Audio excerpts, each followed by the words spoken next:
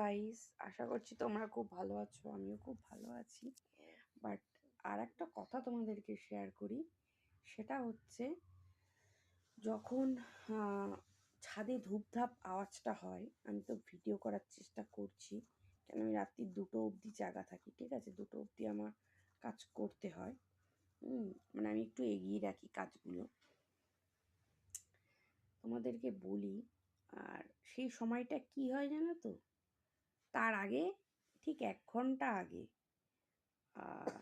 ডগিদের আওয়াজ হয়। Doggy doggy doggy বুঝতে পারছো? ডগিদের আওয়াজ হয়। হ্যাঁ, ডগিদের আওয়াজ হয় কিন্তু, বুঝতে পারলে? আর একটা কথা বলি, আমাদের যে ছাদটা আছে, আমি কালকে দিনের বেলায় যদি যাই, আমার যদি কাজ না থাকে, তাহলে আমি ভিডিও করে অবশ্যই পাঠাবো সকালের দিকে।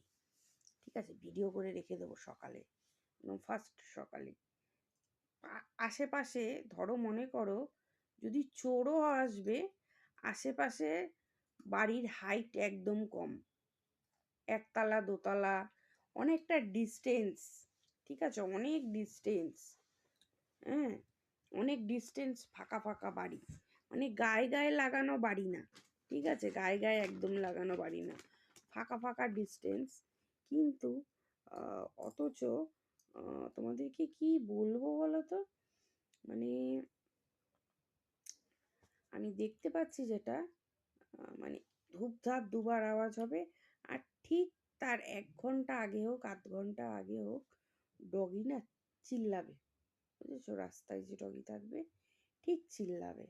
হ্যাঁ, মানে ওইটা হয়।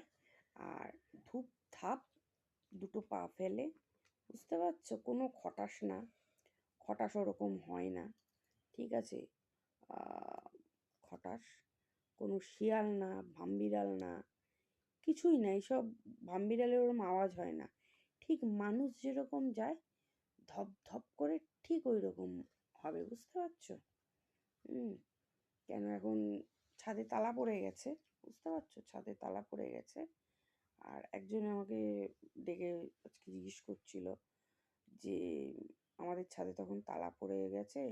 আমি বললাম হ্যাঁ, থালাটা দিয়ে খুব ভালো করেছে, আর আমার ভালো লাগে না। আর আমিও এখন কোনো অনলাইনে অর্ডার দিলে আমি ওই দড়ি ফেলেই নিই, বুঝতে পারলে? বলে জানো কেন অর্ডার দিয়েছি? তুমি ধূপধাপ আওয়াজ পেতে না, তার জন্যেই আমরা দিয়েছি।